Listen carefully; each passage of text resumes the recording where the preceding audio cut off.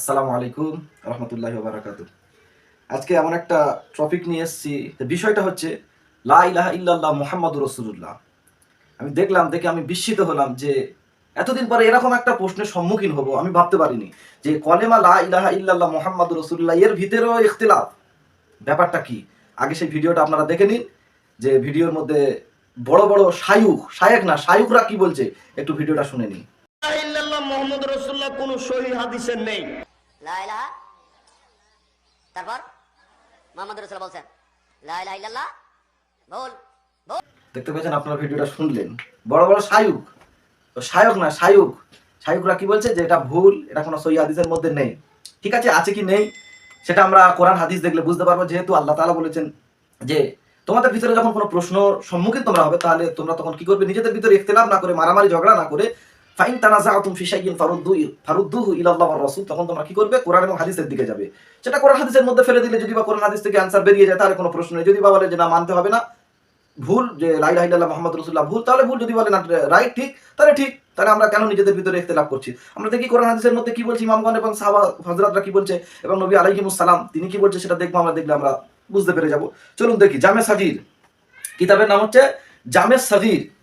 হযরত ইমাম Jalaluddin Suyuti, কোন ইমাম জালালউদ্দিন সুয়ুতী, তিনি বলছেন যে আমি 2 লক্ষ হাদিস একাধারে সমস্যা মুখস্থ, এবং তিনি বলছেন লাউ ওয়াজাদতু আকসারা মিনহু লাহাফিজতুহু, যে আমি যদি আরো এর থেকে বেশি কিছু পেতাম সেটাকেও মুখস্থ করে নিতাম। সেই জালালউদ্দিন সুয়ুতী, না অনেক ইতিহাস আছে, জীবনী দেখলে বুঝতে পারবেন।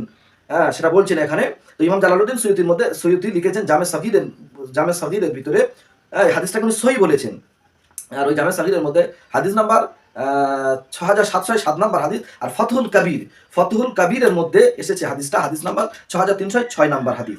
তিনি কি বলছেন, যে হযরত ইমাম আবু হানিফা রাহমাতুল্লাহ আলাইহি সম্পর্কে বলছেন। ইমাম আবু হানিফা রাহমাতুল্লাহ বলছেন যে লাকিতু সাবআ মিন আসহাবে রাসূলিল্লাহ সাল্লাল্লাহু আলাইহি ওয়াসাল্লাম, যে আমি আল্লাহ রাসূল সাল্লাল্লাহু আলাইহি সাল্লামের 7 জন সাহাবার সঙ্গে আমার সাক্ষাৎ হয়েছে। কে? আমাদের ইমাম হযরত ইমাম আযম আবু হানিফা নুমান বিন সাবিত রাহমাতুল্লাহ, তিনি বলছেন যে আমি 7টা সাহাবার সঙ্গে আমার সাক্ষাৎ হয়েছে। তার মধ্যে একজন হচ্ছে হযরত আনাস রাদিয়াল্লাহু তাআলা। তিনি বলছেন, আনাস থেকে বর্ণিত এই হাদিসটা। আনাস ইবনে মালিক রাদিয়াল্লাহু তাআলা আনহু قال قال رسول الله صلى الله عليه وسلم دخلت الجنة فرأيت في عريضة الجنة مكتوبا ثلاثة أسطر بالذهب। আল্লাহ রসুল বলছে, আমি রাসূলুল্লাহ সাল্লাল্লাহু আলাইহি ওয়াসাল্লাম জান্নাতের মধ্যে প্রবেশ করলাম। কে বলছে? নবী বলছে। বর্ণনাকারীকে হযরত আনাস রাদিয়াল্লাহু তাআলা আনহু, তিনি বলছেন যে আল্লাহ রসুল বলেছেন যে আমি জান্নাতের মধ্যে প্রবেশ করলাম, আর গিয়ে দেখলাম জান্নাতের উপরেতে এক জায়গায় 3টে লাইন লেখা। সে লাইনটা কিসের দ্বারায় লেখা? স্বর্ণ দ্বারায়, সোনার অক্ষরে লেখা আছে। কি লেখা? তার মধ্যে আউয়ালুহা, তার মধ্যে মানে সাতরুল আউয়াল, প্রথম লাইনে লেখা লা ইলাহা ইল্লাল্লাহু মুহাম্মাদুর রাসূলুল্লাহ। স্পষ্ট হাদিসের ইবারাত, লা ইলাহা ইল্লাল্লাহু মুহাম্মাদুর রাসূলুল্লাহ। এখানে কিন্তু শুধু লা ইলাহা ইল্লাল্লাহ নেই, অন্য হাদিসের ইবারাতে রয়েছে, রিওয়ায়াতের মধ্যে লা ইলাহা ইল্লাল্লাহ, মান ক্বালা লা ইলাহা ইল্লাল্লাহ ফাদখালাল জান্নাহ, যে লা ইলাহা ইল্লাল্লাহ বললো সে জান্নাতে চলে গেল। প্রশ্ন এখানটা যে মুহাম্মাদুর রাসূলুল্লাহ বলা যাবে কিনা। কেউ ওই বলছে শায়খরা যে যদি মুহাম্মাদুর রাসূলুল্লাহ বলে এটা কোনো সহিহ হাদিসে নেই, আবার কেউ বলছে যে এটা একদম চলবে না, বানোয়াট বাতিল বলে অনেক রকমের চালাচ্ছে। কেউ বলছে শিরকিয়াতের গন্ধ পাওয়া যাচ্ছে। ওদের জ্ঞানের অভাব আছে, ওই জন্য ওরা এই সমস্ত কথা বলছে। ওই জান্নাতের ভিতরে রাসূল ঢুকে কি দেখলেন? প্রথমের লাইনে যেটা দেখলেন সেটা হচ্ছে লা ইলাহা ইল্লাল্লাহ মুহাম্মাদুর রাসূলুল্লাহ। চলেন দ্বিতীয় দলিলে যাই, কি বলছে দেখি। কিতাবুল আসার, হযরত ইমাম আযম আবু হানিফা রাহমাতুল্লাহ আলাইহি ওই কিতাবের ভিতরে বাবুল উযবিয়্যা মানে কুরবানির অধ্যায়ে তিনি 175 নাম্বার পৃষ্ঠায় হযরত ইমাম আযম আবু হানিফা রাহমাতুল্লাহ আলাইহি তিনি উদ্ধৃতি করেছেন। দহা রাসূলুল্লাহ সাল্লাল্লাহু আলাইহি ওয়াসাল্লাম বিকাফশাইনে আমলাহিন, যে আল্লাহ রাসূল সাল্লাল্লাহু আলাইহি ওয়াসাল্লাম তিনি দুটো দুম্বা জবাই করলেন, দুটো দুম্বা জবহ করলেন আল্লাহ রাসূল। আহাদুহুমা, তাদের ভিতরে একটা দুম্বা আনিন নাফসি, নিজের জন্য জবাই করলেন। কে? আল্লাহ নবী নিজের জন্য একটা জবাই করলেন, বাকি রয়েছে একটা, ওটা কাদের জন্য? ওয়া আখারা আম্মান ক্বালা লা ইলাহা ইল্লাল্লাহ মুহাম্মাদুর রাসূলুল্লাহ। আর দ্বিতীয়টা ওই ওদের পক্ষ থেকে দ্বিতীয়টা যারা বলে লা ইলাহা ইল্লাল্লাহ মুহাম্মাদুর রাসূলুল্লাহ। সুবহানাল্লাহ সুবহানাল্লাহ। এটা আল্লাহ রাসূল বলছে যে কি দ্বিতীয়টা জবাই করলাম তাদের পক্ষে যে লা ইলাহা ইল্লাল্লাহ মুহাম্মাদুর রাসূলুল্লাহ বলে। এবার তৃতীয় নাম্বার দলিলে যাই, দেখি কি বলছে। তাহলে স্পষ্ট লা ইলাহা ইল্লাল্লাহ মুহাম্মাদুর রাসূলুল্লাহ হাদিসের মধ্যে রয়েছে। ওসব শায়খদের জ্ঞানের অভাব। ইসলামের সীমারেখা তো বিস্তীর্ণ, বিশাল। তুমি বলো যে আমি পড়িনি, কিন্তু তুমি এটা বলুনি যে নাই, এটা তো মারাত্মক একটা অপরাধ। নাই, নাই কি ভাষা? তোমার জ্ঞানের মধ্যে নাই, হতে পারে নাও জানতে পারি, আমি একটা বিষয় নাও জানতে পারি, কিন্তু একদম ইসলামের ভিতরে নেই বা ওটা বলা চলবে না, এরকম কথা বলবে না। আস্তাগফিরুল্লাহ, আল্লাহ আমাদেরকে হেফাজত করুক। চলুন দেখে নিন দালালায়ে নবুয়াত।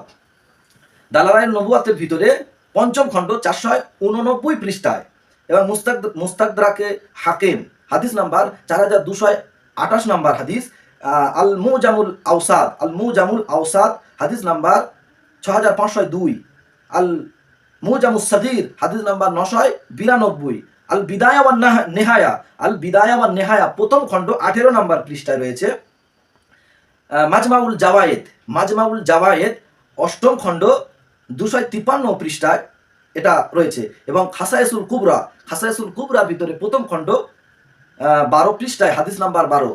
স্পষ্ট, শুধু এই কটা নয়, আরো প্রায় 20টি কিতাবের মধ্যে সহিহ সনদে এই হাদিস শরীফটা লিপিবদ্ধ করা হয়েছে। কি কার থেকে বর্ণিত হাদিসটি? আব্দুল্লাহ ইবনে ওমর রাদিয়াল্লাহু তাআলা আনহু হুজুর থেকে বর্ণিত।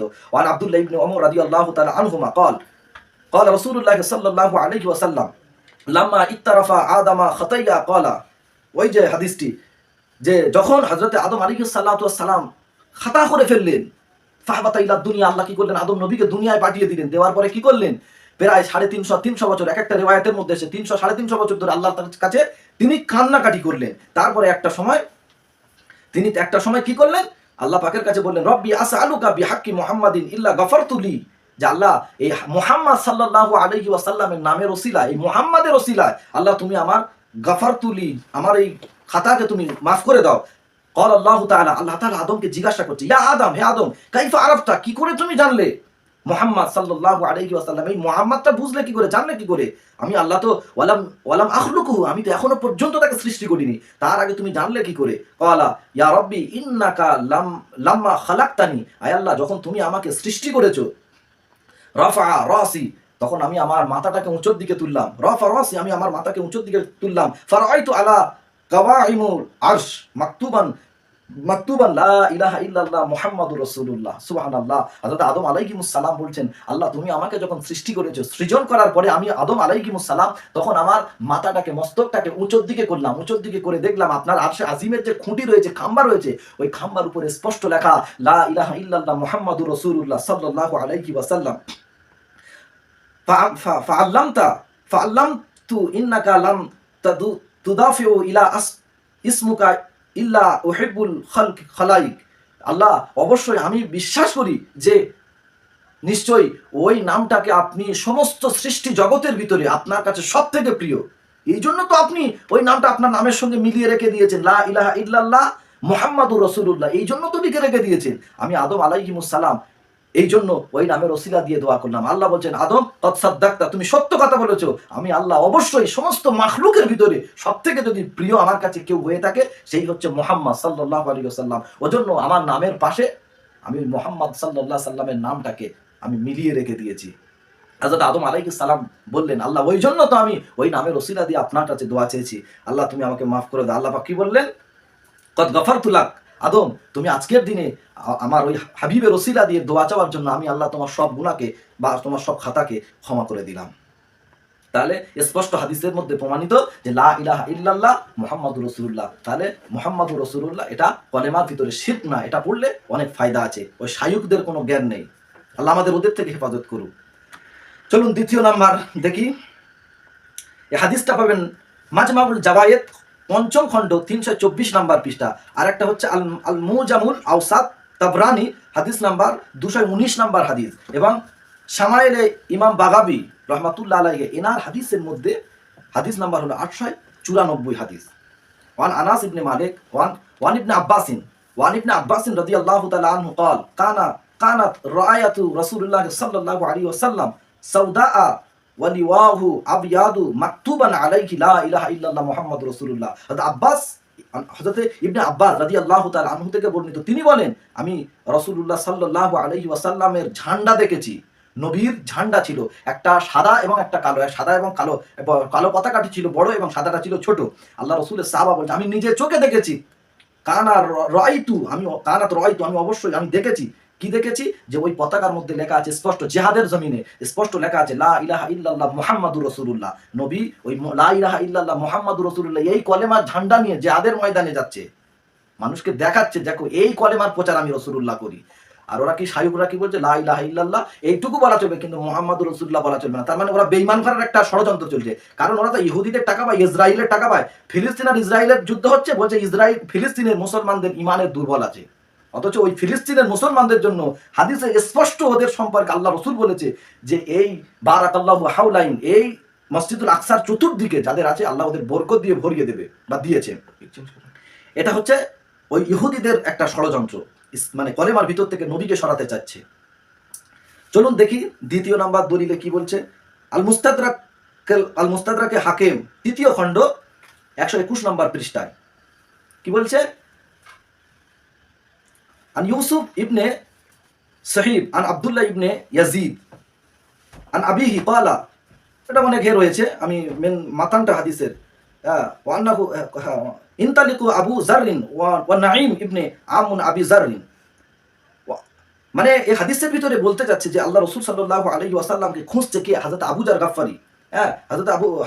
হযরত বুরাইদা রাদিয়াল্লাহু তাআলা থেকে বর্ণিত এই হাদিসটা, যে নবীকে খুঁজছে কে? আবু জার গাফফারি। সাথে কে ছিল? ওনার চাচাতো ভাই নঈম। আন্নাহু মাআহুম ইয়াতলুবু, মানে তাদের সাথে ওই হযরত বুরাইদাও ছিলেন। ইয়াতলুবু রাসূলুল্লাহ সাল্লাল্লাহু আলাইহি ওয়াসাল্লাম, নবীকে খুঁজছে, তালেব করছে, মানে খুঁজছে। ওহুয়া মুস্তাতাররু বিল জাবাল, নবী পাক কি করলেন? পাহাড়ের একটা গুহাতে, পাহাড়ের একটা সাইডে নবী পাক নিজের আত্মগোপন করলেন। কিসের জন্য আত্মগোপন করলেন? একটাই কারণ, নবী পাক যে কলেমার প্রচার করছে সেই কলেমার প্রচার করার জন্য নবী সমাজ থেকে বিচ্যুত, নবী সর্বহারা, নবী সমাজ থেকে উপেক্ষিত, লাঞ্ছিত, পদদলিত। ওজন্য হযরত আবু জার গাফফারি রাদিয়াল্লাহু তাআলা তিনি নবীকে খুঁজে খুঁজে যাচ্ছে। তখন তিনি মুসলমান হয়নি, খুঁজে খুঁজে নবীর কাছে গিয়ে ফাকালা লাহু আবু জাররিন, আবু জার নবীকে বললেন, ইয়া মুহাম্মদ সাল্লাল্লাহু আলাইহি সাল্লাম আতাইনাকা লা নাসমাউ মা তাকুল, আমি জানতে চাই আপনি কি বলেন, এমন কি বলেন যেটা বলার জন্য আপনি সমাজ থেকে বিচ্যুত হয়ে আছেন, সমাজের সমস্ত জিনিস থেকে আপনি বঞ্চিত, আপনার উপরে অত্যাচার করে, আপনার উপরে জুলুম করে, আপনার উপরে অবিচার করে, আপনি কি এমন প্রচার করেন? আল্লাহ রাসূল সাল্লাল্লাহু আলাইহি ওয়াসাল্লাম সেই সময় বললেন, ক্বালা আকুলু, আমি রাসূলুল্লাহ এটাই প্রচার করি, লা ইলাহা ইল্লাল্লাহু মুহাম্মাদুর রাসূলুল্লাহ, আমি রাসূলুল্লাহ এই লা ইলাহা ইল্লাল্লাহ মুহাম্মাদুর রাসূলুল্লাহ এইটাই প্রচার করার জন্য আমি আজকে সমাজ থেকে, সমস্ত সুযোগ সুবিধা থেকে, মানুষের উপরে অত্যাচার জুলুম থেকে শুরু করে সব থেকে আমি রাসূলুল্লাহ আজকে বঞ্চিত। তো এখানে স্পষ্ট, তখন কি করলেন? তিনি ঈমান এনে মুসলমান হয়ে গেলেন।